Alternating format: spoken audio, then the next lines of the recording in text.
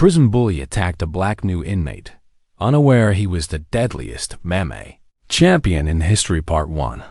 The first day, the iron gates of Riverside Correctional slammed shut behind Dante Williams with a sound that echoed through his bones.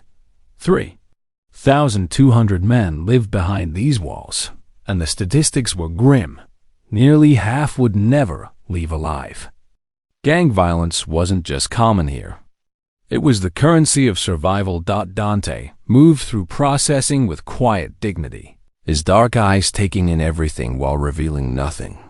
At 34 years old, he carried himself with a calm that seemed almost out of place in this concrete hell. The processing officer barely looked at him as she stamped his papers. Just another black man entering the system. Another statistic waiting to happen. As he walked toward his assigned cell block, whispers followed him through the corridors. The yard opened up before him like a gladiator arena, and that's when he saw them.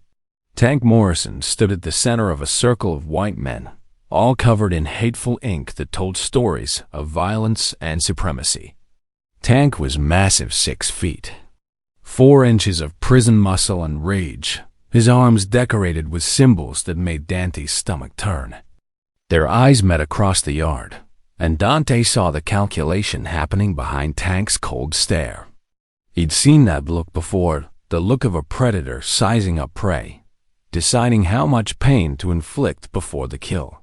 Fresh meat, Tank's voice boomed across the yard, silencing 300 conversations.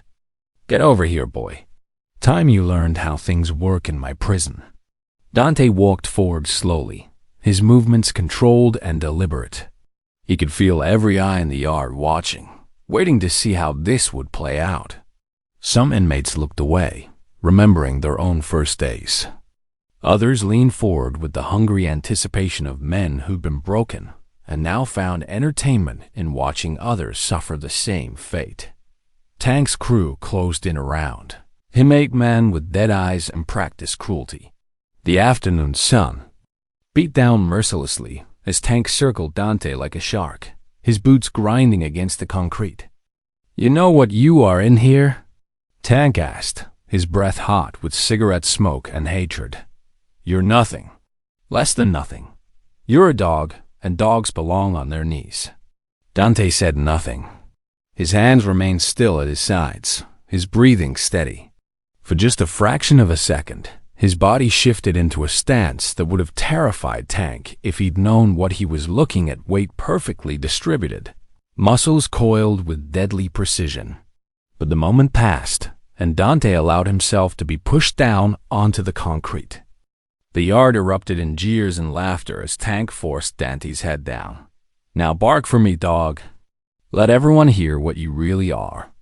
Kneeling there on the hot concrete with 300 men watching his humiliation, Dante closed his eyes and thought about why he was really here. This wasn't about pride or dignity. This was about justice, about stopping a monster who'd poisoned communities across 12 states. Tank Morrison wasn't just a racist bully. He was the key to dismantling an international drug empire that had cost thousands of lives. So Dante stayed silent, took the abuse, and played his part. Because somewhere beyond these walls, Agent Sarah Carter was watching, coordinating, waiting for him to get close enough to Tank's operation to bring it all crashing down. What Tank didn't know, what no one in this prison knew, was that the man kneeling before him wasn't just another inmate. 4 years ago, fight fans had called him the Ghost because opponents never saw his finishing move coming. 47 wins, 0 losses, all knockouts. The only UFC fighter ever banned for being too dangerous that his phantom strike happened in 0.3 of a second, delivered with such precision it shut down the nervous system instantly. Slow-motion cameras could barely capture it. His final fight had ended in tragedy when his opponent died from the trauma, and Dante had sworn never to fight again. But Tank Morrison didn't know any of this.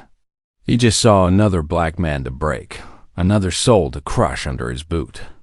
He had no idea he was making the biggest mistake of his life. As Dante knelt there in the dirt, while cameras recorded his degradation. He thought about the tattoo covering his back, Dante's Inferno, the journey from hell through purgatory to redemption. Every humiliation was just another step on that path. Every moment of suffering brought him closer to justice. Tank kicked a food tray across the yard, scattering slop across the concrete. Now crawl over there and lick it clean like the animal you are. And Dante crawled. Because sometimes the most dangerous person in the room is the one who chooses not to fight. Part 2. Breaking ground. 3 days into his sentence. And Dante had already become Tank's favorite target. The white supremacist leader had built his empire on breaking men through systematic humiliation, and he'd never met anyone who could withstand his methods without eventually begging for mercy. But there was something different about this new inmate, something Tank couldn't quite identify, that gnawed at the edges of his consciousness. Dante's cellmate, Carlos Mendez, watched his new roommate with growing curiosity.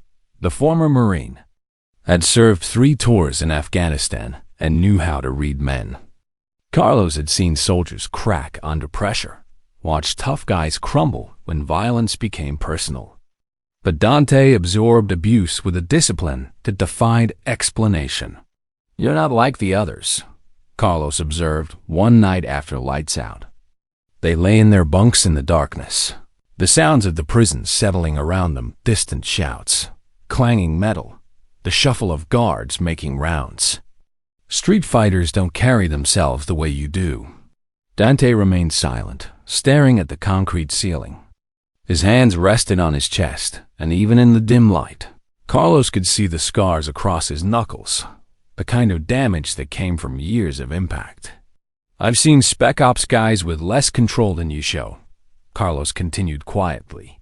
"The way you breathe when Tank's crew comes at you. The way you position your feet even when you're kneeling. That's not survival instinct, that's training." Still, Dante said nothing. But his silence was answer enough. The next morning brought fresh humiliation. Tank had established a routine designed to strip away every shred of dignity his victims possessed. Today's entertainment involved forcing Dante to clean the gang's toilets with his bare hands, while being called every racial slur imaginable. "Get in there, toilet boy," Tank's Lieutenant Tommy Bulldog Smith sneered. The former amateur boxer took particular pleasure in these degradation rituals. "Our personal cleaning monkey needs to earn his keep."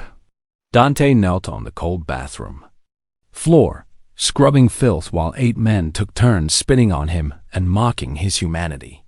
The fluorescent lights buzzed overhead, casting harsh shadows that made the moment feel even more surreal. He focused on his breathing, in for 4 counts, hold for 4, out for 4. The meditation technique kept his mind centered while his body endured what it had to endure. Agent Sarah Carter, operating undercover as a prison counselor, watched the surveillance footage from her small office with growing concern. She'd recruited Dante for this mission because of his discipline and his desperate need for redemption after what happened in that final fight. But watching him suffer this daily torture tested even her professional detachment. During their scheduled counseling session that afternoon, she used their coded language to check his status. "How are you adjusting to life here?" she asked, her voice carefully neutral for anyone who might be listening. Dante met her eyes briefly. "The ghost still walks among them." Translation: cover intact, mission proceeding as planned. "And how do you feel about your journey?" She pressed, needing to know his psychological state. Dante glanced at the small mirror on her desk, seeing his own reflection-tired eyes, healing bruises, but something unbroken beneath the surface damage. "Every step through hell brings me closer to redemption." Sarah nodded almost imperceptibly. He was referencing his back tattoo, the Dante's Inferno artwork that told his entire story in ink and pain. As long as he could connect his suffering to purpose, he'd survive this. But that night, Tank's paranoia reached a new level. He'd been reviewing footage of Dante's movements, watching the way the new inmate absorbed punishment. Something wasn't adding up. "Look at this," Tank told Tommy, replaying surveillance video in his cell. Corrupt guards ensured Tank had access to technology most inmates could only dream of. "Watch how he moves when I shove him. See that? Perfect balance.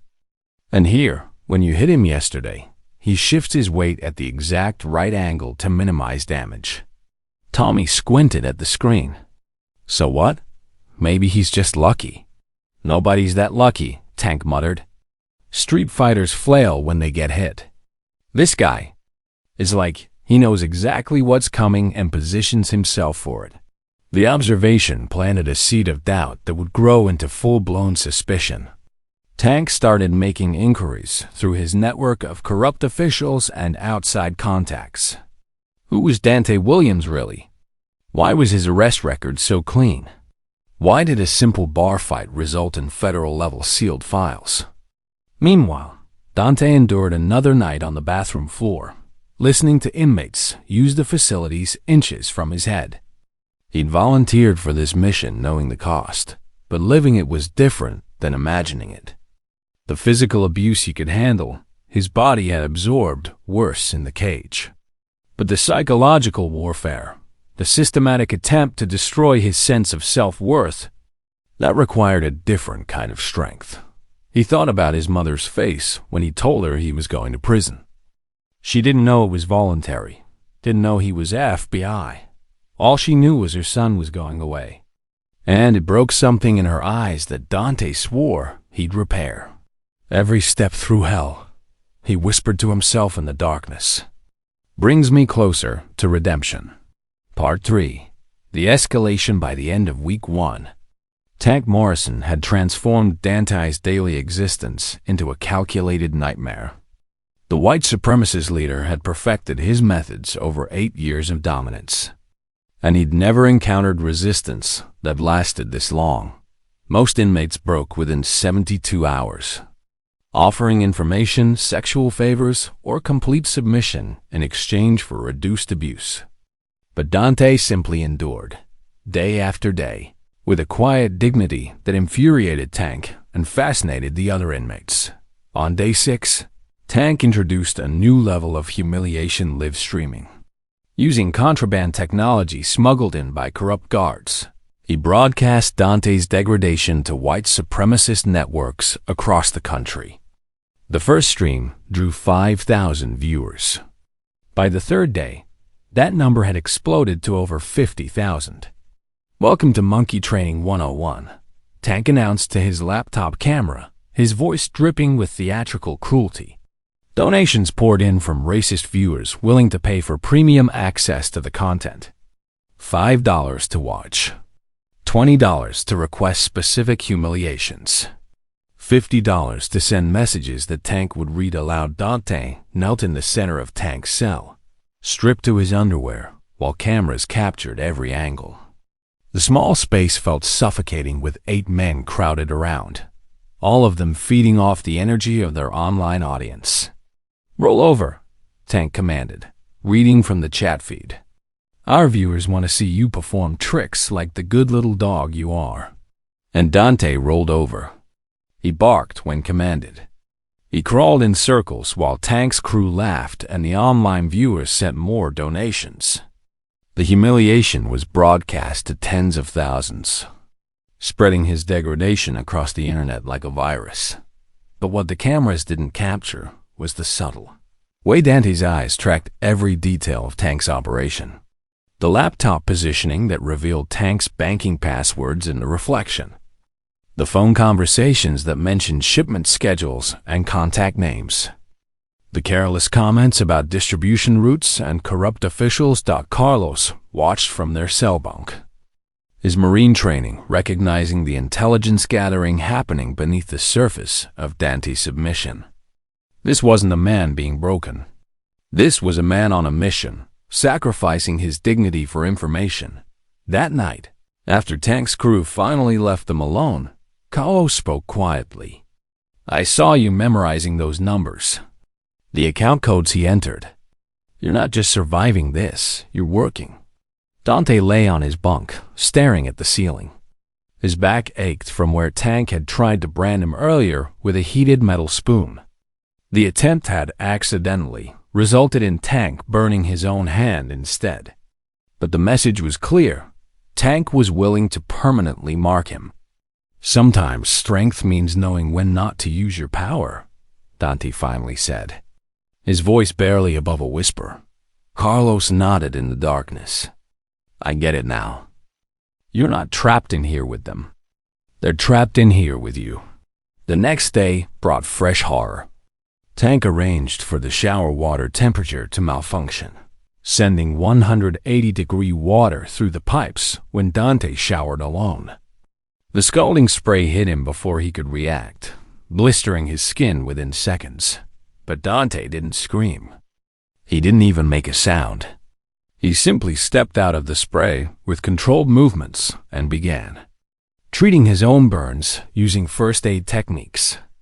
That revealed medical training far beyond what any street fighter should possess.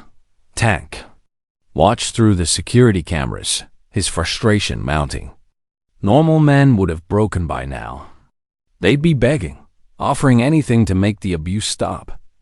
But this inmate just kept absorbing punishment with an eerie calm that suggested depths Tank hadn't yet plumbed. Agent Carter, monitoring the situation from her counselor's office, felt her professional detachment cracking. She'd sent good agents into dangerous situations before.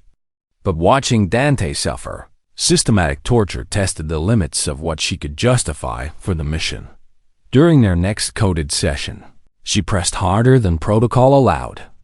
The journey through hell has limits, even for ghosts. Dante met her eyes with surprising warmth.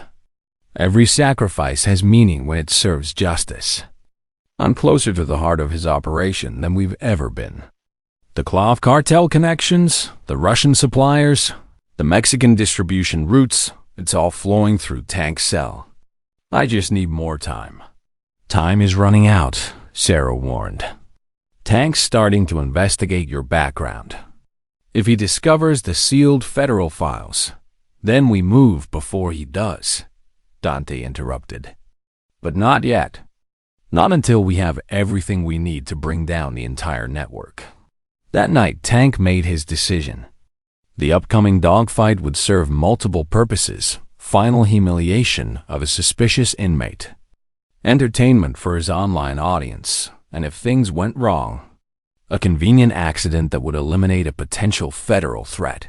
He approached Dante in the yard the next morning, surrounded by his full crew. "Special announcement, boys. This Friday, we're having a dogfight.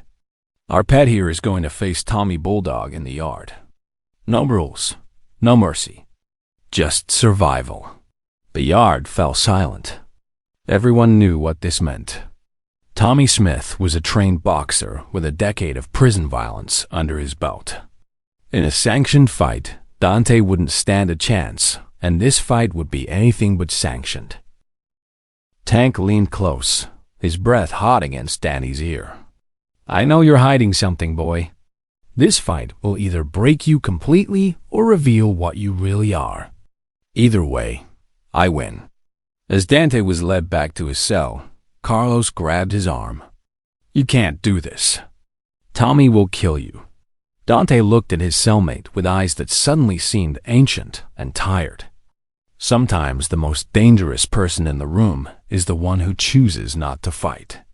But when fighting becomes necessary, he trailed off, leaving the thought unfinished. That night, alone in the darkness, Dante performed his meditation routine, shadow boxing in slow motion, each movement revealing glimpses of deadly precision to Carlos's watching eyes. The grace, the power, the absolute control, it was beautiful and terrifying in equal measure. "Who are you really?" Carlos whispered. Dante paused mid-movement, his silhouette frozen in a fighting stance. Someone who made a promise to never use violence again. Someone who's about to break that promise for the greater good. Part 4. The Breaking Point. Days leading up to Friday's scheduled fight transformed Riverside Correctional into a pressure cooker of anticipation and dread. Word spread through every cell block, every yard, every corner where inmates gathered. Tank Morrison's dog was going to face Tommy Bulldog in what everyone knew would be a slaughter. Betting pools formed immediately. Corrupt guards placed wagers on how long Dante would last before Tommy broke him permanently. Inmates traded cigarettes and contraband, debating whether the fight would end in the first minute or drag on for Tank's entertainment. Tommy, Smith trained with brutal intensity, shadowboxing in the yard while his crew cheered him on. At 6 feet 2 inches and 240 pounds of prison muscle, he looked like exactly what he was, a weapon designed to destroy. His Aryan Brotherhood tattoos rippled across his arms as he practiced combinations that had left dozens of inmates hospitalized over the years. Meanwhile, Dante endured fresh waves of pre-fight humiliation. Tank forced him to wear a dog collar around the prison, leading him on a makeshift leash while streaming the degradation to his growing online audience. The viewers numbered over 100,000 now, all waiting for Friday's main event. "My viewers are very excited," Tank announced during one of his broadcasts, yanking Dante's collar for emphasis. "They've donated over $10,000 to ensure this fight gets proper production value."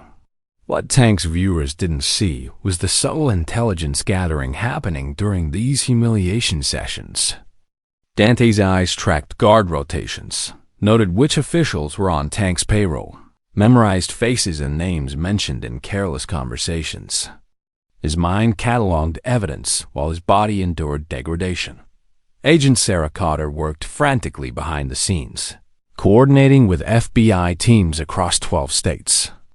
Dante's intelligence had revealed the scope of Tank's operation far exceeded their initial estimates. The Clav cartel wasn't just moving drugs. They were coordinating human trafficking, weapons smuggling, and money laundering through Tank's prison network. But the window for action was closing. If Dante revealed his true identity during the fight, 3 years of investigation would be wasted. If he didn't defend himself, Tommy Smith might kill him before backup could intervene. "We need to pull you out," Sarah urged during their Wednesday counseling session, abandoning coded language in her desperation. "This has gone too far. We have enough evidence to—" "We don't have the international connections," Dante interrupted quietly. "Tank's been careful. Everything we have is domestic. The Russians, the Mexicans, the full scope of the cartel that only comes out when he feels threatened enough to call for help. You're talking about using yourself as bait in a fight that could kill you." Dante met her eyes with absolute calm. "I died once already. In that cage 4 years ago when Marcus Rodriguez stopped breathing. Everything since then has been borrowed time. If I can use it to save others, then maybe I find redemption." Thursday night, Carlos couldn't stay silent anymore. He produced a newspaper clipping hidden in his mattress, a faded sports page showing a shirtless fighter mid-strike, his body a sculpture of controlled violence. The headline read, "The Ghost. Mum, a legend disappears after tragic death in ring." "It's you," Carlos said, holding the photo next to Dante's face in the dim cell light. "You're him, aren't you? The fighter who killed that man. The one they called too dangerous for the sport." Dante stared at the image of who he used to be, younger, harder, covered in championship belts and sponsor logos. A different person from a different lifetime. "I killed a man with these hands," Dante whispered, holding up his scarred knuckles. "I promised God I'd never use violence again. That I'd dedicate whatever life I'd left to protecting others instead of destroying them." "Sometimes violence finds you whether you want it or not," Carlos replied. "The question is, do you let evil win because you're afraid of your own power? Or do you use that power to stop something worse?" Dante closed his eyes, visualizing his back tattoo, the journey from hell through purgatory to redemption. Every humiliation had been a step on that path. Every moment of suffering brought him closer to justice. But tomorrow would require him to become the ghost again, to unleash the very violence he'd sworn to leave behind. "I'll give them their show," Dante finally said. "But I do it my way. Minimal damage, maximum control. Just enough to survive and send a message." What Dante didn't know was that Tank had other plans. Hidden in his cell, Tank coordinated with his crew through encrypted messages. The fight wasn't meant to be a fight at all. It was meant to be an execution disguised as entertainment. Tommy Smith sharpened his improvised weapon in the machine. Sharp 7 inches of cafeteria spoon filed to razor sharpness. The handle wrapped with torn bedsheet. Tank had given explicit instructions. Make it look like self-defense. But make sure the ghost doesn't survive the night. As Friday morning dawned, 400 inmates knew they were about to witness something extraordinary. They just didn't know what. Dante sat in meditation pose on his bunk, his breathing controlled and deep. His body remembered skills his conscious mind had tried to forget. The phantom strike that happened in 0.3 of a second. The pressure point techniques that could shut down a nervous system instantly. The defensive artistry that made him impossible to hit. "I'm sorry, Marcus," he whispered to the memory of the man who died in the cage. "I promised I'd never fight again. But sometimes keeping one promise means breaking another." Carlos placed a hand on his shoulder. "Whatever happens out there, you're the bravest man I've ever met. You could have broken free any time. You chose this path because it served something bigger than yourself." The morning count finished. Guards began unlocking cells. The yard opened up like a coliseum, with inmates forming a massive circle around the designated fighting area. Tank Morrison stood at the center, surrounded by cameras, computers, and enough contraband technology to run a small production company. His online stream showed 120,000 viewers and climbing, all waiting for the show to begin. "Ladies and gentlemen," Tank's voice boomed through a stolen PA system. "Welcome to Dogfight Championship. Tonight, we see what happens when animals try to fight real men." Tommy Smith entered the circle first, flexing and posing for the cameras. The crowd chanted his name, their voices rising in anticipation of violence. And then Dante walked forward, his movements calm and controlled. When he removed his shirt, revealing his championship physique and the stunning Dante's Inferno tattoo covering his entire back, several older inmates gasped in recognition. "Holy mercy," one veteran whispered. "That's the artwork from the old UFC promotions. That's the ghost."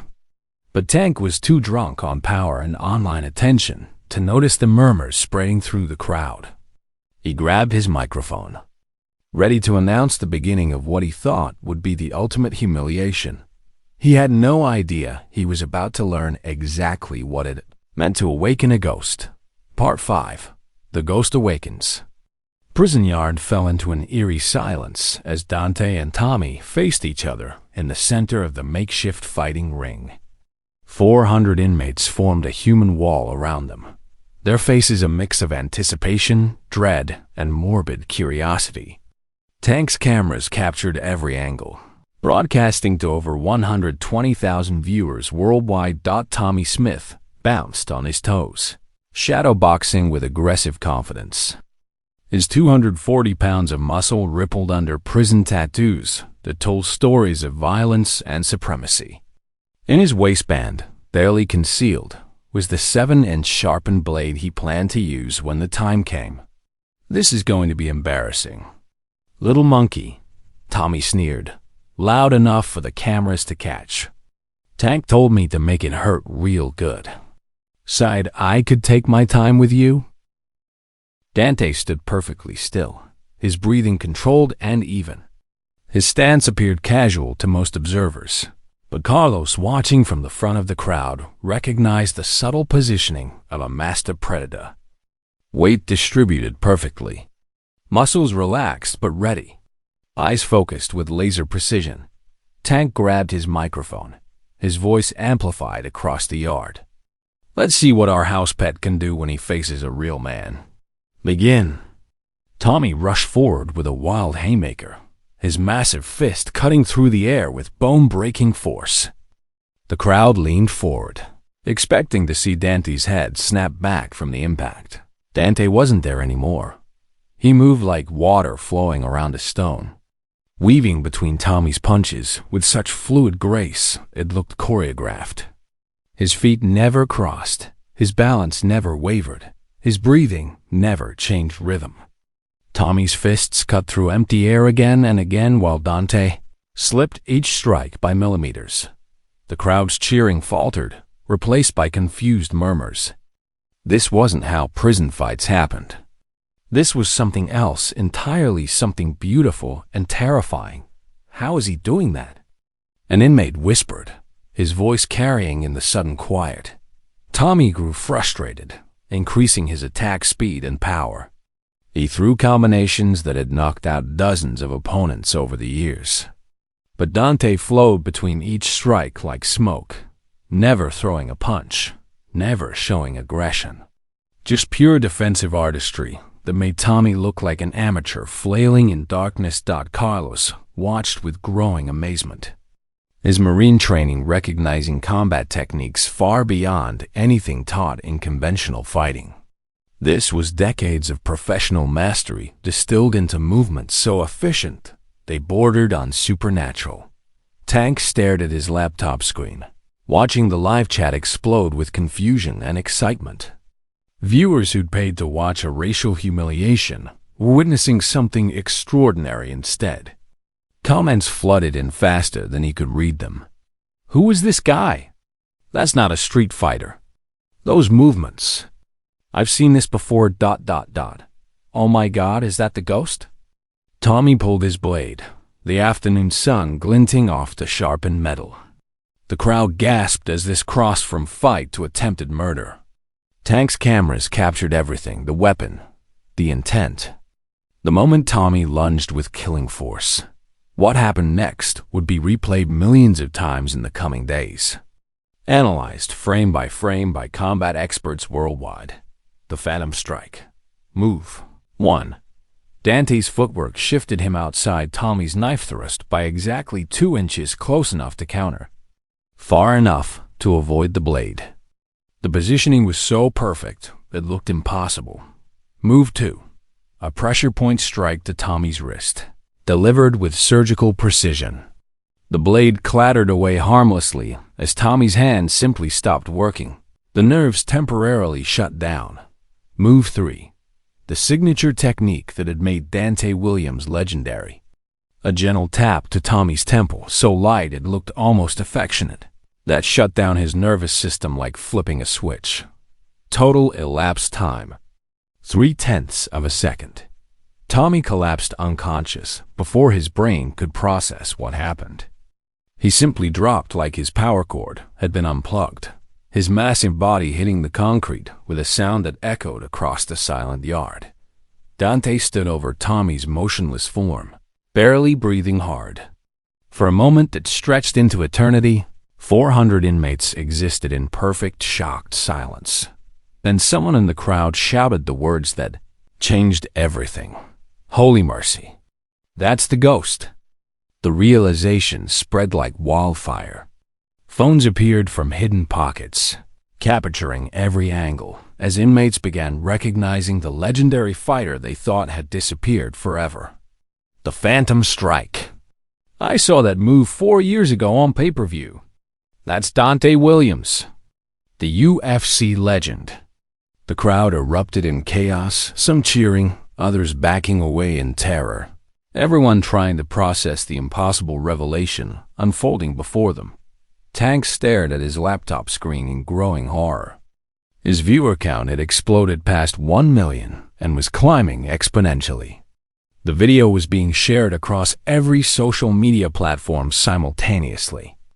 Within minutes, the hashtag #PrisonGhost began trending worldwide. Oh my God, Tank whispered, his face draining of color. What have I done? His online audience went berserk. Comments flooded in so fast they became an unreadable blur. That's Dante Williams. The ghost is alive. He's been in prison this whole time? 3 weeks of torture, and he never fought back? Sports networks picked up the story within minutes. ESPN interrupted regular programming to show the footage. MMAlists watched in stunned silence as the Phantom Strike, the technique that had been banned from professional fighting, played out in a prison yard. Guards flooded the scene, but the damage was already done. Multiple angles of the fight were being uploaded simultaneously from dozens of contraband phones. The video that Tank had planned to be the ultimate racial humiliation had instead revealed the return of combat sports.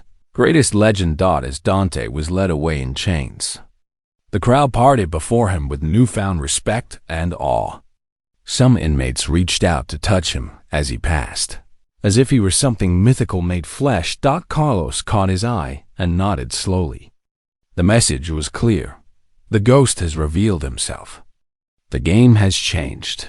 Tank sat motionless, staring at his screens as his empire began crumbling in real time. His viewer count had reached 10 million. The video was everywhere: Twitter, Facebook, Instagram, TikTok, spreading faster than any viral content in history. The same white supremacist networks that had paid to watch a racial humiliation were now scrambling to distance themselves from content that made them look foolish. The man they'd mocked as a prison monkey had just revealed himself to be one of the most dangerous fighters in human history. Within 6 hours, Prison Ghost reached 15 million views and climbing. News networks ran the footage on loop. Combat sports analysts broke down the Phantom Strike frame by frame, marveling at technique they thought was lost forever. And somewhere in a federal building outside the prison walls, Agent Sarah Carter watched the footage with a mix of relief and concern. Dante's cover was blown, but the revelation might work in their favor. Tank Morrison was about to discover that the man he tortured for 3 weeks wasn't just a legendary fighter. He was also a federal agent who'd just gathered enough evidence to bring down an international crime empire. The ghost had awakened, and Tank Morrison's nightmare was only beginning.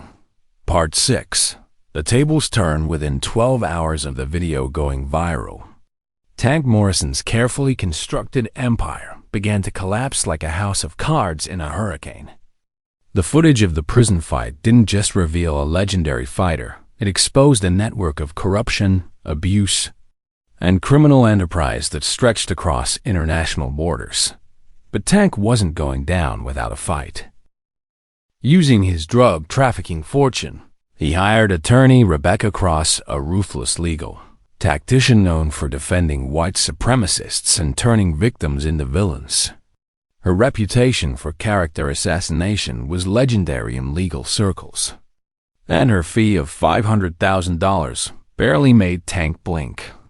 "We're going to destroy him," Cross told Tank during their first video conference, her eyes cold and calculating behind designer glasses. "By the time I'm done, the world will see him as a violent criminal who brought cage-fighting mentality into civilized society." The $10 million federal lawsuit hit like a legal nuclear bomb, filed simultaneously in multiple jurisdictions. The charges were devastating: civil rights violations, assault with deadly weapons, intentional infliction of emotional distress, and attempted murder. Cross's core argument was simple and terrifying in its implications. Dante Williams had used his body as deadly weapons against an unarmed victim, constituting premeditated assault by a registered human killer. The media narrative shifted overnight. Disgraced UFC legend unleashes deadly force in prison fight. Read the CNN headline. Should trained fighters be classified as human weapons? Asked Fox News. The ghost returns to haunt justice system, proclaimed ESPN. Cross orchestrated the character assassination with surgical precision. She released heavily edited footage showing only Dante's strikes, completely removing Tommy's knife attack from the sequence. The medical report she submitted painted Tommy as an innocent victim of unprovoked violence. lying in a medically induced coma with possible permanent brain damage. Public opinion turned with frightening speed. Social media hashtags flipped from "Justice for the Ghost" to "Prison Monster." Death threats flooded Dante's family. His elderly mother, living in a small apartment in Oakland, had rocks thrown through her windows. His younger sister lost her teaching job when parents demanded her removal, fearing she carried her brother's violent tendencies. Dante sat in solitary confinement, cut off from all outside contact.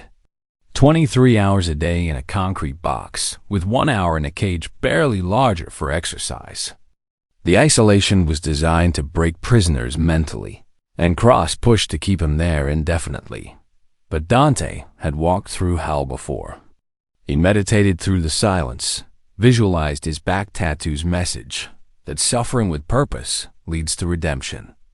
Every moment of isolation brought him closer to the moment when truth would finally emerge. Agent Sarah Carter watched helplessly from her counselor cover as the legal noose tightened. She couldn't reveal Dante's FBI status without destroying 3 years of investigation into the Clove cartel. The international drug operation was too important to sacrifice for one agent, no matter how much she wanted to intervene. Meanwhile, Carlos Mendez became Tank's next target. 3 inmates cornered him in the laundry room, beating him with improvised clubs until his ribs cracked and his lung punctured. The message to other potential witnesses was clear: stay silent or join Carlos in intensive care. From his hospital bed, barely able to breathe through the pain, Carlos gave the FBI everything he'd witnessed over the past weeks. His testimony wouldn't be enough to exonerate Dante publicly, but it added crucial pieces to the larger investigation. Cross's legal strategy grew more sophisticated daily. She filed motions to classify Dante's hands as deadly weapons under federal law, arguing that any future physical contact would constitute attempted murder. She demanded his transfer to a DX Florence, the Supermax facility, reserved for terrorists, claiming he represented a clear and present danger to society. The precedent would be devastating. If successful, any trained fighter could be charged with assault for defending themselves in any situation. Tank reveled in his apparent victory, giving tearful interviews to sympathetic media outlets. His performance was worthy of an Oscar crocodile tears, trembling voice. The wounded victim seeking justice against a violent predator. That man destroyed my friend's life, Tank told Anderson Cooper, his voice breaking with practiced emotion. Tommy was just trying to defend himself from a trained killer who came here looking for trouble. Now Tommy might never wake up, and the world treats his attacker like a hero. The interview went viral. Tank received thousands of supportive messages from viewers who saw him as an innocent victim of celebrity violence. His white supremacist networks rallied behind him, painting the case as proof of a justice system that favored violent minorities over law-abiding citizens. Behind the scenes, Tank's corruption network worked overtime to support the false narrative. Corrupt guards destroyed evidence of Tommy's knife attack. Paid witnesses changed their testimony. Security footage mysteriously developed. Technical glitches that erased crucial moments, showing Tommy's attempted murder. Federal prosecutors, unaware of Dante's FBI status, prepared additional criminal charges based on Cross's manufactured evidence. The case file grew thicker daily. Dante faced an additional 25 years for assault with deadly weapons. On to Pretrish Conchu, his original 18-month sentence. But Rebecca, Cross's investigation began uncovering details that made Tank nervous. Her team's background research revealed inconsistencies in Dante's arrest record that didn't match a simple bar fight.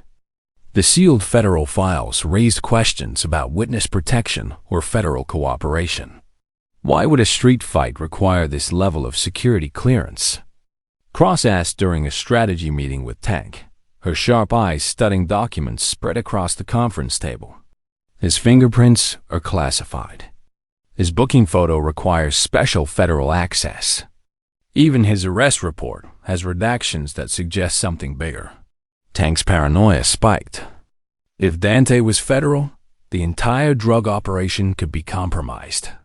He needed the legal case to proceed quickly before investigators dug too deep into his own activities, before they discovered the millions in drug money, the international connections, the corruption network that kept him untouchable.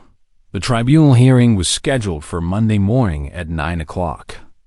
If Cross succeeded, Dante would be transferred to federal supermax within 72 hours, effectively ending any chance of completing his mission. Tank arranged for Dante to be moved back to general population the night before the hearing. Officially, the transfer was for transport logistics. Unofficially, Tank planned one final accident to eliminate the threat permanently. 3 inmates received payments of $5,000 each, wired to outside accounts their families could access. Their instructions were simple: ensure Dante Williams doesn't survive until morning. Shanks were distributed sharpened metal hidden in sock handles. Alibis were prepared with corrupt guards who would conveniently look the other way during the attack. But Tank made one crucial mistake in his desperation. Agent Sarah Carter, monitoring all prison communications through FBI channels, discovered financial transfers that revealed the true scope of Tank's operation. The drug network wasn't just state level. It was international, involving Russian cartels and Mexican distributors. The money laundering operation processed over $50 million annually through 12 states and 3 countries. Dante's mission had uncovered something far bigger than anyone realized. The Clove Cartel's American operations were just one tentacle of a global criminal empire that poisoned communities across continents. As Sunday evening fell and guards escorted Dante back to general population for what everyone believed would be his last night, Sarah made a decision that would change everything. She couldn't let an innocent federal agent be murdered to protect an investigation. No matter how important the case, she picked up her phone and called her supervisor at FBI headquarters. "We need to move now," she said quietly. "Monday morning, before the hearing starts, we blow Dante's cover, arrest everyone, and pray we've gathered enough evidence to make it stick." Dante walked through the prison corridors with quiet dignity, his hands cuffed in front of him. He could feel the weight of eyes tracking his movement, predators waiting for their moment to strike. He'd survived 3 weeks of systematic torture, endured humiliation that would have broken most men, gathered intelligence that would dismantle an international crime syndicate. But he'd never expected to feel nervous about facing 3 inmates. With Shanks, after facing professional fighters in the cage for years. As he was locked into his temporary cell, Carlos still in the hospital. Leaving him alone, Dante knelt in meditation pose one final time. He thought about his mother's face, his sister's courage, the memory of Marcus Rodriguez, whose death had changed everything. "I kept my promise as long as I could," he whispered to whatever gods might be listening. "I never wanted to use violence again. But if I have to fight to survive this last night, then I fight knowing it serves something bigger than myself." The prison settled into nighttime routine, lights dimming, guards making final rounds, inmates preparing for another night behind bars. Somewhere in the shadows, 3 men gripped their weapons and waited for their moment. And in a federal building miles away, Sarah Carter coordinated with FBI teams across 12 states, preparing for a Monday morning operation that would either bring down an international crime empire or blow up in their faces spectacularly. The ghost had one more night to survive. Then the whole truth would finally come to light. Part 7.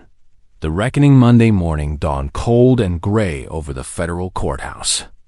News vans lined the streets 3 deep, satellite dishes pointing skyward like mechanical flowers seeking sun. Protesters waved signs reading, "Lock up the ghost" and "Justice for Tommy." their chants echoing off the granite building that housed courtroom 7-B. Inside, the gallery overflowed with reporters. Tank's white supremacist supporters wearing matching shirts, and curious onlookers drawn by viral fame. The air hummed with anticipation, everyone sensing they were about to witness something extraordinary. Tank Morrison entered in a wheelchair he didn't need, wearing a neck brace that was pure theater. His performance had been rehearsed for weeks with Rebecca Cross coaching every gesture, every expression, every carefully calculated moment of manufactured suffering. Photographers captured every angle of his supposed injuries. Attorney Rebecca Cross wheeled him to the plaintiff's table, her expensive suit and confident bearing a stark contrast to the orange jumpsuited figure sitting alone at the defendant's table. Dante had survived the night. The three paid attackers had mysteriously changed their minds after discovering who he really was, but he looked exhausted, worn down by weeks of torture and isolation. Judge Patricia Morrison entered, her black robe swishing as she took her seat at the bench. A stern black woman in her 60s with a reputation for no-nonsense justice. She surveyed the packed courtroom with eyes that missed nothing. "This tribunal will come to order," she announced, her voice cutting through the murmurs. "We're here to consider the civil case of Morrison versus Williams, as well as potential federal criminal charges. Miss Cross, you may present your opening argument." Cross stood with theatrical precision, her voice ringing with righteous indignation. "Your Honor, the defendant used his hands as deadly weapons against my client. His martial arts training makes him equivalent to someone carrying concealed firearms at all times. This wasn't a fight. It was premeditated assault by a trained killer on an innocent victim." She presented her edited security footage, the video that showed only Dante's strikes while carefully removing all evidence of Tommy's knife attack. Judge Morrison watched in silence, her expression unreadable as the footage portrayed a one-sided assault. The medical testimony came next. Paid doctors described Tommy's severe traumatic brain injury in clinical detail, recommending lifetime care and monitoring. They inflated every symptom, exaggerated every prognosis, painting a picture of permanent devastation caused by Dante's vicious assault. Tank took the witness stand for his performance. Tears flowed on command as he described being terrorized by a trained killer who threatened everyone at Riverside Correctional. "I tried to be friendly, Your Honor," Tank lied smoothly, his voice trembling with practiced emotion. But he was looking for trouble from day one. You could see the violence in his eyes. Tommy was just trying to protect the other inmates when this monster attacked without warning.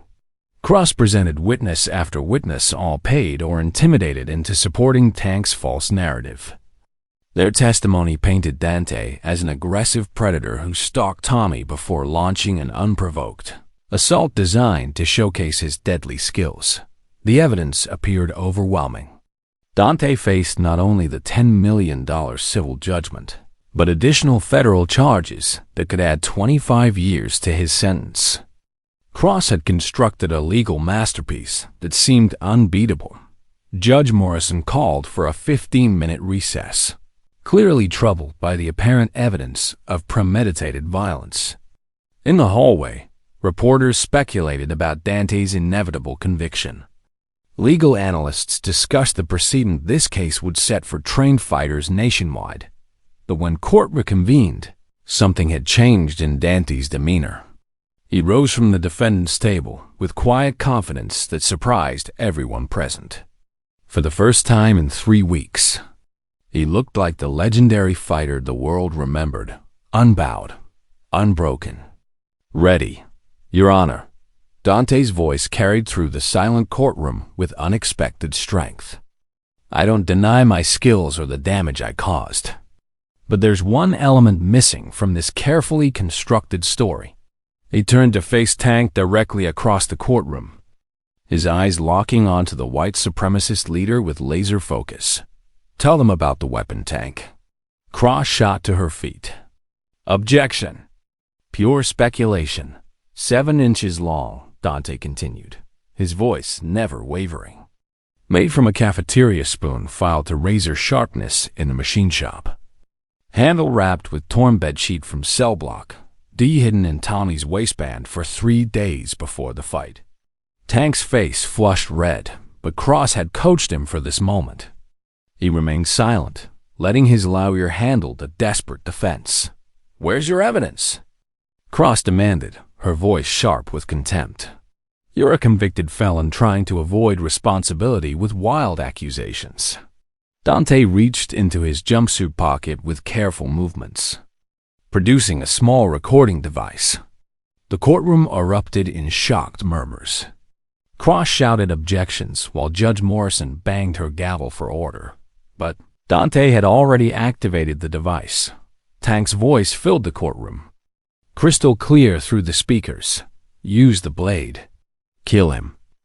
Make it look like self-defense." The recording continued, capturing Tank's planning sessions with corrupt guards, his instructions to white supremacist networks, his coordination with the Clav cartel. Most damaging of all, his admission that the entire fight was orchestrated to eliminate a federal threat to his drug operation. "Impossible!" Cross screamed, her professional composure shattering. Where did this recording come from?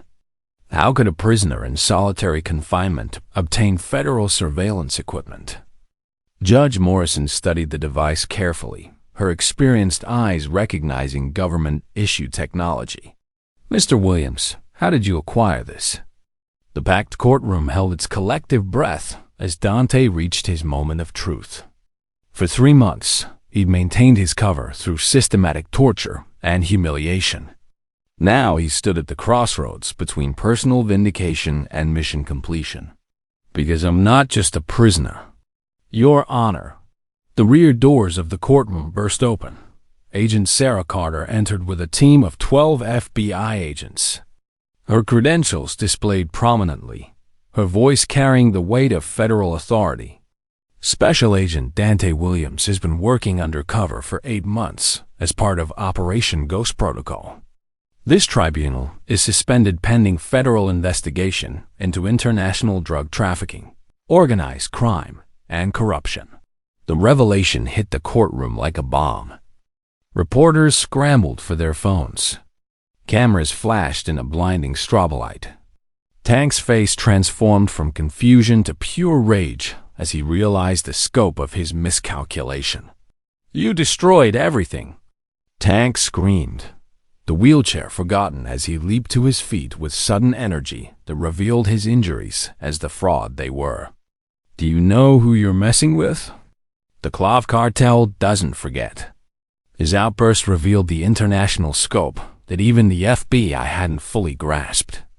Cross tried desperately to control her client, but Tank's rage overwhelmed his training. 3 years of planning. He shouted as federal agents moved toward him. 50 million in product. Connections in Moscow, Mexico City, 12 American states. "You think this is over? The Russians will find you. Every safe house, every identity. You're a dead man walking." Each word was recorded by court stenographers and broadcast live on television.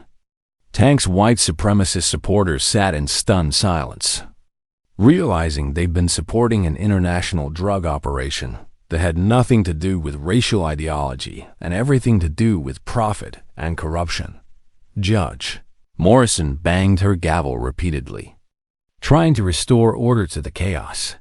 "Federal agents, take Mr. Morrison into custody. This tribunal is suspended indefinitely pending federal investigation." Cross attempted damage control, but the evidence was overwhelming. The edited videos, the paid witnesses, the medical fraud, everything unraveled in minutes as FBI agents presented their real investigation findings from 8 months of deep cover work. The final revelation came when Agent Carter addressed the media outside the courthouse. Dozens of microphones thrust toward her face. Tank Morrison's operation wasn't just supplying drugs. The Clav cartel was using his prison network to coordinate human trafficking, weapons smuggling, and money laundering across international borders. This case represents the largest organized crime takedown in federal history, spanning 12 states and 3 countries. As Tank was led away in federal custody, real handcuffs replacing his theatrical medical props, he made one last threat toward Dante, his voice carrying across the courthouse steps. The ghost is about to become real gone. You'll never be safe. But his words rang hollow against the weight of justice finally catching up. The man who thought he was breaking a helpless prisoner had instead provided a federal agent with everything needed to destroy an international criminal empire that took decades to build. Dante stood on the courthouse steps, finally free to reveal his true identity to a world that thought they knew his story. Camera flashes erupted around him like lightning as reporters shouted questions. Agent Williams, how long have you been undercover? Part 7. The reckoning. Monday morning dawned cold and gray over the federal courthouse. News vans lined the streets 3 deep, satellite dishes pointing skyward like mechanical flowers seeking sun. Protesters waved signs reading "Lock up the ghost" and "Justice for Tommy," their chants echoing off the granite building that housed courtroom 7-B. Inside, the gallery overflowed with reporters, Tank's white supremacist supporters wearing matching shirts, and curious onlookers drawn by viral fame.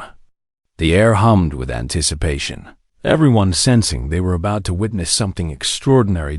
Tank Morrison entered in a wheelchair he didn't need, wearing a neck brace that was pure theater.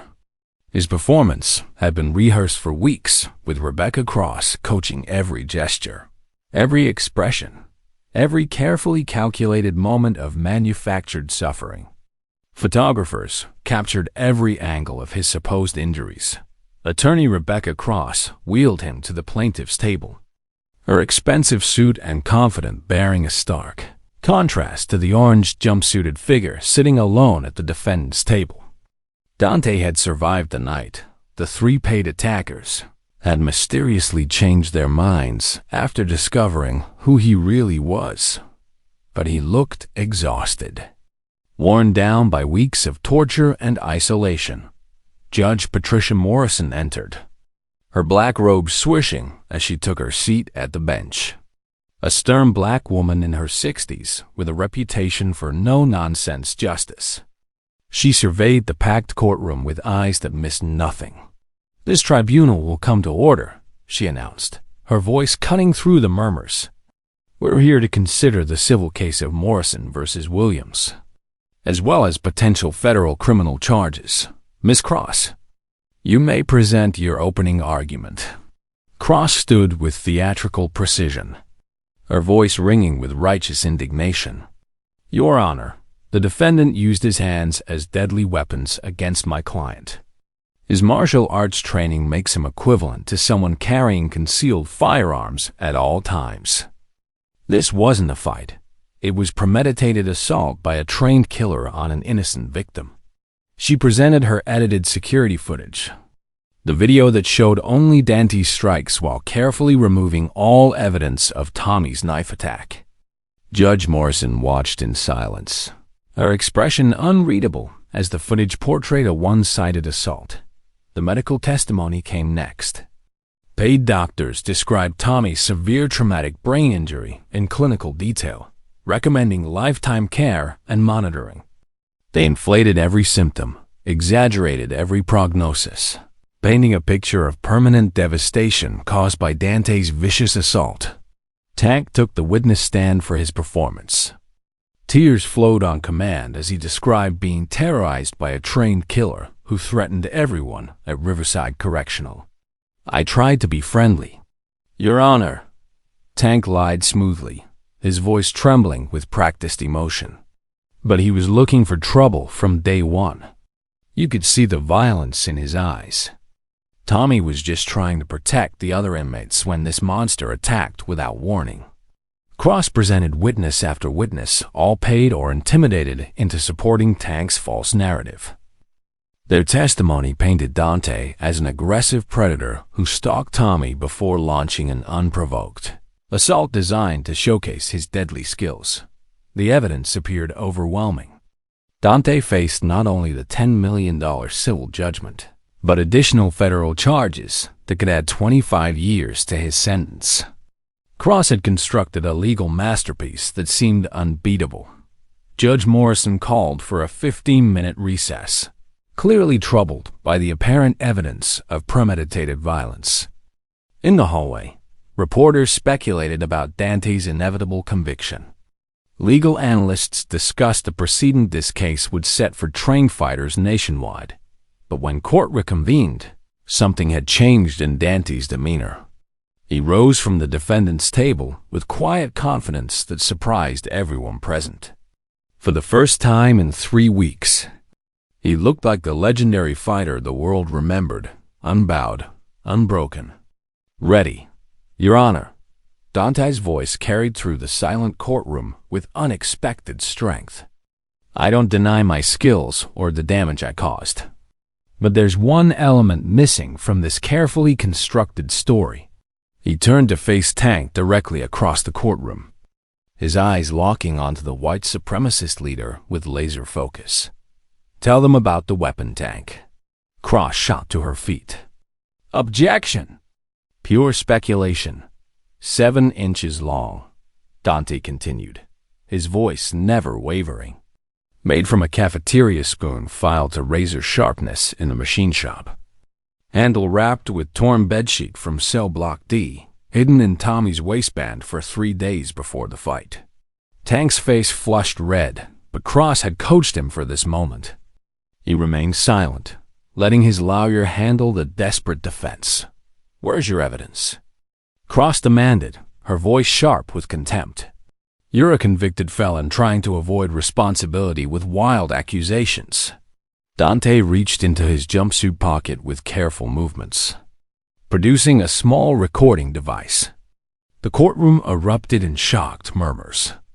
Cross shouted objections while Judge Morrison banged her gavel for order. But Dante had already activated the device. Tank's voice filled the courtroom, crystal clear through the speakers. "Use the blade. Kill him. Make it look like self-defense." The recording continued, capturing Tank's planning sessions with corrupt guards, his instructions to white supremacist networks, his coordination with the Clove Cartel. Most damaging of all, his admission that the entire fight was orchestrated to eliminate a federal threat to his drug operation. "Impossible!" Cross screamed, her professional composure shattering. Where did this recording come from? How could a prisoner in solitary confinement obtain federal surveillance equipment? Judge Morrison studied the device carefully, her experienced eyes recognizing government-issued technology. "Mr. Williams, how did you acquire this?" The packed courtroom held its collective breath as Dante reached his moment of truth. For 3 months, he'd maintained his cover through systematic torture and humiliation. Now he stood at the crossroads between personal vindication and mission completion. "Because I'm not just a prisoner." "Your Honor." The rear doors of the courtroom burst open. Agent Sarah Carter entered with a team of 12 FBI agents. Her credentials displayed prominently, her voice carrying the weight of federal authority. Special Agent Dante Williams has been working undercover for 8 months as part of Operation Ghost Protocol. This tribunal is suspended pending federal investigation into international drug trafficking, organized crime, and corruption. The revelation hit the courtroom like a bomb. Reporters scrambled for their phones. Cameras flashed in a blinding strobolite. Tank's face transformed from confusion to pure rage as he realized the scope of his miscalculation. "You destroyed everything!" Tank screamed, the wheelchair forgotten as he leaped to his feet with sudden energy to reveal his injuries as the fraud they were. "Do you know who you're messing with?" "The Clove Cartel doesn't forget." His outburst revealed the international scope that even the FBI hadn't fully grasped. Cross tried desperately to control her client, But Tank's rage overwhelmed his training. 3 years of planning. He shouted as federal agents moved toward him. 50 million in product. Connections in Moscow, Mexico City, 12 American states. You think this is over? The Russians will find you. Every safe house, every identity. You're a dead man walking. Each word was recorded by court stenographers and broadcast live on television. Tank's white supremacist supporters sat in stunned silence, realizing they'd been supporting an international drug operation that had nothing to do with racial ideology and everything to do with profit and corruption. Judge Morrison banged her gavel repeatedly, trying to restore order to the chaos. Federal agents, take Mr. Morrison into custody.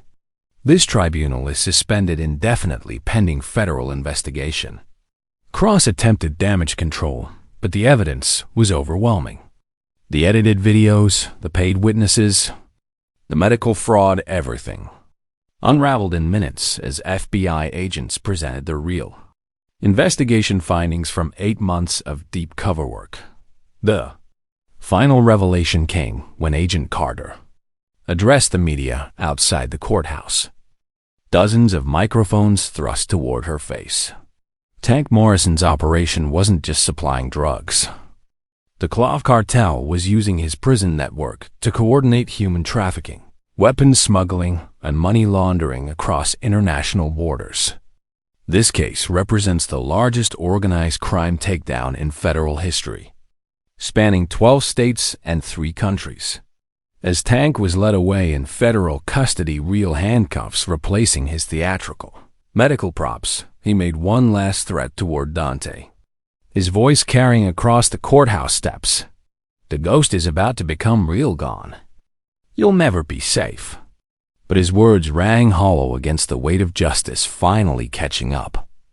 The man who thought he was breaking a helpless prisoner had instead provided a federal agent with everything needed to destroy an international criminal empire that took decades to build. Dante stood on the courthouse steps, finally free to reveal his true identity to a world that thought they knew his story. Camera flashes erupted around him like lightning as reporters shouted questions. Agent Williams, how long have you been undercover? Why didn't you fight back sooner? What was it like enduring that torture? Dante paused at the microphone bank, his voice steady after months of enforced silence. Sometimes the greatest strength is knowing when not to use your power. Every moment of suffering served a greater purpose, dismantling an international criminal empire that poisoned communities nationwide. If my sacrifice helps save lives, then I've found the redemption I've been seeking since the night Marcus Rodriguez died in that cage. Behind him, Sarah Carter and her FBI team coordinated the largest simultaneous raid operation in Bureau history, spanning 12 states and 3 countries. The ghost had completed his mission, and Tank Morrison's empire was dust. Part 8. Redemption's Light. 2 years after that Monday morning in federal court, Riverside Correctional stood transformed, a torn, living monument to the power of one person's sacrifice to change an entire system. The statistics told an extraordinary story. Prison violence had dropped 90% since implementing what inmates now called ghost protocols, comprehensive anti-bullying systems, protection for vulnerable inmates, and mandatory respect training for all staff. Recidivism rates plummeted from 68% to just 12%. The lowest in American history. Where Tank Morrison's racist empire once claimed lives daily. Inmates now participated in education programs, job training, and conflict resolution workshops. Former gang territories house computer labs and trade schools. The transformation seemed impossible to those who remembered the old days. But it was real, built on the foundation of one man's willingness to walk through hell for justice. Dante Williams sat in his Oakland office, sunlight streaming through windows that overlooked a bustling community center. His book, When Ghosts Fight Back, A Journey Through Held to Justice had spent 47 weeks at #1 on bestseller lists, translated into 38 languages, and required reading in criminal justice programs. Nationwide, but publishing success paled beside his real mission. The Ghost Foundation operated from a converted warehouse, providing free services that transformed lives daily. Self-defense training taught children and adults that real warriors protect others, not themselves. Legal aid helped victims navigate a system that too often failed them. Victim advocacy gave voice to those society tried to silence. Mentorship programs connected at-risk youth with positive role models who understood their struggles. The foundation served over 100,000 people annually across 15 states. 95% of participants reported increased confidence and zero repeat victimization. Scholarship programs funded 1,000 disadvantaged young people yearly to pursue martial arts. Training focused on discipline and protection rather than aggression. A knock on his office door interrupted Danny's review of the quarterly reports. Carlos Mendez entered, the former Marine now managing the Foundation's Veteran Outreach Program. His ribs had healed, though he still carried scars from Tank's revenge beating. "The afternoon class is starting," Carlos said with a warm smile. 30 kids waiting for their favorite teacher. Dante stood, stretching muscles that still remembered every technique, even though he'd sworn never to compete again. He followed Carlos through corridors decorated with photos of success stories, former gang members who became youth counselors, abuse victims who found their voices, children who learned that strength serves justice. The gymnasium echoed with young voices as 30 children between ages 8 and 14 sat in neat rows, their eyes bright with excitement. They came from rough neighborhoods where violence was currency and hope was scarce. But here, they found something different. Real warriors protect others, not themselves, Dante began, his voice carrying the authority of someone who'd lived those words through fire. Your strength is a gift. Use it to defend those who cannot defend themselves. The children practiced basic techniques while Dante emphasized discipline, respect, and the responsibility that comes with power. A wall mural behind them displayed his philosophy in bold letters. True strength serves justice. Real power protects the innocent. Among the students, a shy girl named Maya practiced her defensive stance with newfound confidence. 3 months ago, she'd been bullied relentlessly at school. Now she walked with her head high, knowing she possessed the skills and inner strength to stand up for herself and others. Hollywood had come, calling 2 years ago, offering $50 million for film rights. Dante donated every penny to victims of trafficking and drug violence, the people Tank's network had devastated for years.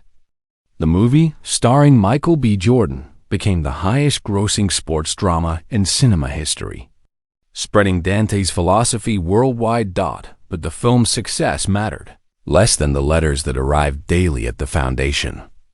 Handwritten notes from people who'd found courage to leave abusive situations. Emails from former inmates rebuilding their lives. Photos of children standing tall after years of being broken down. Tommy, Bulldog Smith, completed his law degree while in federal protection, his testimony having been crucial to dismantling the Clove Cartel's American operations. The former Aryan Brotherhood enforcer now advocated for prison reform and inmate rights, speaking at congressional hearings about second chances and redemption. Dante saved my life by showing me another way, Tommy told a Senate committee investigating prison conditions. Violence was all I knew until I met someone stronger than hate. He could have killed me in that yard. Instead, he used exactly enough force to stop me and open my eyes to what I'd become. Agent Sarah Carter's innovative methods for protecting deep cover agents became standard FBI training. Her research revealed that 35% of inmates possessed valuable skills that could aid Rehabilitation if properly identified and nurtured. 15 countries implemented variations of ghost protocols. Based on Riverside's success, the international impact continued expanding. The Ghost Act passed Congress unanimously, requiring anti-bullying protocols in all federal facilities. The International Prison Reform Alliance formed to coordinate global efforts. With Dante serving as honorary chairman, Tank Morrison remained in solitary confinement at a DX Florence Supermax, serving multiple life sentences without possibility of parole. The Clav cartel never rebuilt their American operations. Russian contacts were eliminated or imprisoned. Mexican distributors found legitimate. Businesses more profitable than crime that attracted federal attention. But perhaps the most profound changes happened in unexpected places. Individual transformations that multiplied daily, creating ripples that extended far beyond what any single fight could achieve. A young woman in Detroit walked home safely because foundation training taught her awareness and confidence. A bullied teenager in Phoenix found strength through martial arts philosophy that valued protection over aggression. A former gang member in Los Angeles chose mentorship over violence, becoming the role model he'd needed as a child. As the afternoon class ended and children filed out with smiles and newfound confidence, Dante stood before the wall mural depicting his back tattoo, Dante's Inferno, the journey from hell through purgatory to redemption. Every humiliation he'd endured in Riverside's yard had led to this moment, this purpose, this opportunity to transform pain into hope. His phone buzzed with a text from his mother. "So proud of you, baby. You found your way home." Tears pricked his eyes as he remembered kneeling on that prison yard concrete 3 years ago, eating scraps while Tank's crew laughed and cameras recorded his degradation. That suffering had seemed unbearable then, but it became the crucible to forge something stronger than any championship belt could represent. Carlos appeared in the doorway. "There's someone here to see you. Says it's important." A teenage boy stood in the reception area, his clothes warm but clean, his eyes carrying the weight of someone who'd seen too much too young. He reminded Dante of himself at that age, searching for purpose, trying to understand why violence seemed like the only language the world understood. "I saw the movie," the boy said quietly. "Read your book. I'm in a gang. Been fighting my whole life. But watching what you did, how you chose not to fight even when you could have destroyed them, it made me think maybe there's another way." Dante placed a hand on the boy's shoulder, feeling the tension and fear and desperate hope radiating from this child who'd never been allowed to be a child. "There's always another way," Dante said gently. "The question is whether we're brave enough to choose it. Fighting is easy. Walking through hell without becoming a monster, that takes real courage. But I promise you, on the other side of that journey is something worth more than any victory in the cage." As the sun set over Oakland, casting golden light across the foundation's walls, Dante Williams understood that his journey was complete. The ghost who terrorized opponents in the cage had transformed into something more powerful, a beacon of hope for those walking through their own darkness. Tank Morrison's racist empire, built on hatred and violence, had been replaced by something beautiful and lasting. Children learning that strength serves others. Former inmates building new lives. Communities healing from decades of poison. The greatest victory wasn't defeating Tank Morrison in court or dismantling an international crime syndicate. The greatest victory was proving that even in humanity's darkest places, redemption remains possible for those brave enough to seek it. "Every person has the power to choose," Dante told the young man still standing before him, searching for answers. "Justice over revenge. Protection over aggression. Hope over hatred. The most dangerous person in any room isn't the one who fights, it's the one who chooses peace. Not from weakness, but from unshakable strength. Behind him, the mural glowed in the fading light. The ghost walks among us still in every act of courage, every choice for justice, every hand extended to lift others up, dedicated to all who suffer in silence, and to those who find the courage to transform pain into purpose.